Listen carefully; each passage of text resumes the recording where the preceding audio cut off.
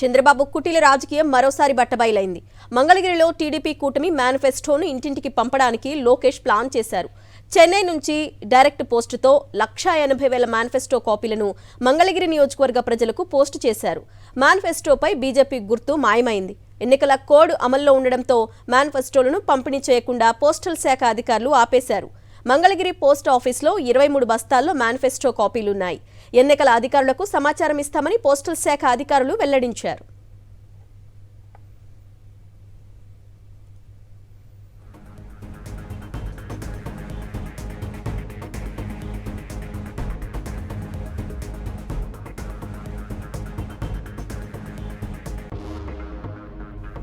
మంగళగిరిలో టీడీపీ కూటమి మేనిఫెస్టోని ఇంటింటికి పంపడానికి లోకేష్ ప్లాన్ చేశారు.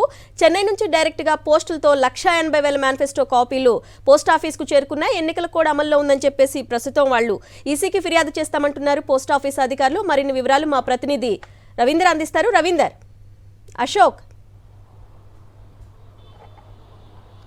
మంగళగిరిలో లోకేష్ కు భారీ షాక్ తగిలిందని అనుకోవచ్చు. పూర్తిగా మంగళగిరి నియోజకవర్గంలో వైఎస్ఆర్ కాంగ్రెస్ పార్టీ చాలా బలంగా ఉంది.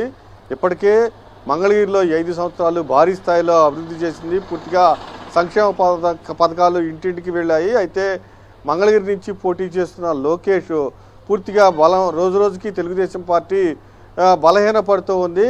అయితే లోకేష్ వచ్చినప్పుడు తప్ప మిగిలిన రోజుల్లో పార్టీ కార్యకర్తలు ఎవరు పార్టీని పట్టించుకోని పరిస్థితి.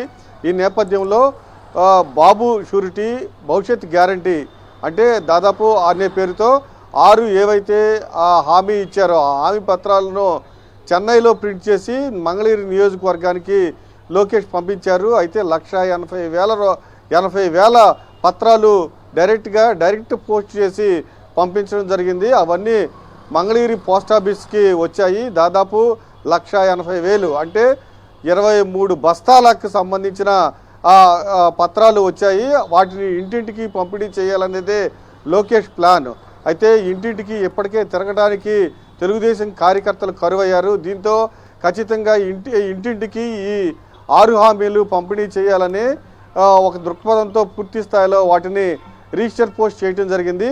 పూర్తిగా ఎన్నికల కోడ్ రావడంతో వాటిని పోస్ట్ ఆఫీస్ అధికారులు నిలిపివేయడం జరిగింది. అయితే అందులో ఒక ఆసక్తికరమైన విషయం బయటపడింది. జనసేన, టీడీపీ, బీజేపీ 3 కలిసి ఎన్నికల బరిలో దిగుతున్నాయి. కానీ ఆ పత్రం మీద మాత్రం జనసేన, టీడీపీ గుర్తులు మాత్రమే ఉన్నాయి. కమలం గుర్తు మాయమైపోయింది. దీనిపైన ఇప్పుడు డిస్కషన్ కూడా జరుగుతుంది. 2 రోజుల క్రితం చిలకలూరుపేటలో జరిగిన మీటింగ్లో కూడా మోడీని అవమానించడం జరిగింది. మోడీకి తీవ్రమైన అవమానం జరిగింది. కనీసం సన్మానం కూడా చేయలేని పరిస్థితి.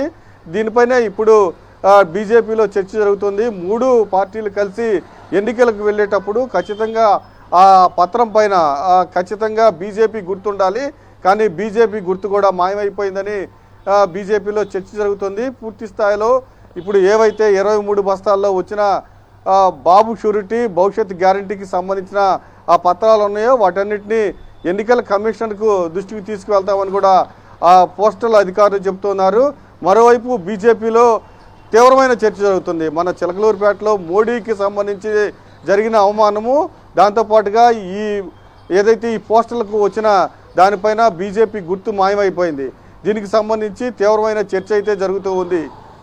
అదేవిధంగా అశోక్, ఇప్పుడు ఈ కరపత్రాలనే కాదు, మేనిఫెస్టోకి సంబంధించిన కాపీలనే కాదు, ఆల్రెడీ సీట్ల విషయంలో కూడా వాళ్ళు బీజేపీ ఢిల్లీ పెద్దల్ని కలవడం, వాళ్ళతో చర్చించడం జరిగింది కదా. సో ఇప్పుడు మంగళగిరి వరకు వచ్చేసరికి అసలు ఈ ప్లాన్ ఎవరు వేశారు? చెన్నై నుంచి ఇక్కడికి పంపించారు కదా. సో ఎప్పుడు ఈసీని కలిసి వీళ్ళు కంప్లైంట్ చేయబోతున్నారు? దీనికి సంబంధించిన అప్డేట్స్ ఏమైనా ఉన్నాయా? దాదాపు మంగళగిరి పోస్ట్ ఆఫీస్కి మొన్న 10 బస్తాలు వచ్చినాయి. నిన్న మరొక 13 బస్తాలు వచ్చినాయి. ఇంత భారీ స్థాయిలో ఏంటి ఇవి బస్తాలు వస్తున్నాయంటూ పోస్టల్ అధికారులు వాటిని విప్పదీయడం జరిగింది. అందులో మన మంగళగిరి, మన లోకేష్ అనే మంగళగిరి తెలుగుదేశం పార్టీ అడ్రస్తో ఈ పత్రాలు వచ్చాయి. ఒక్కసారిగా పోస్టల్ అధికారులు కూడా షాక్ తిన్నారు.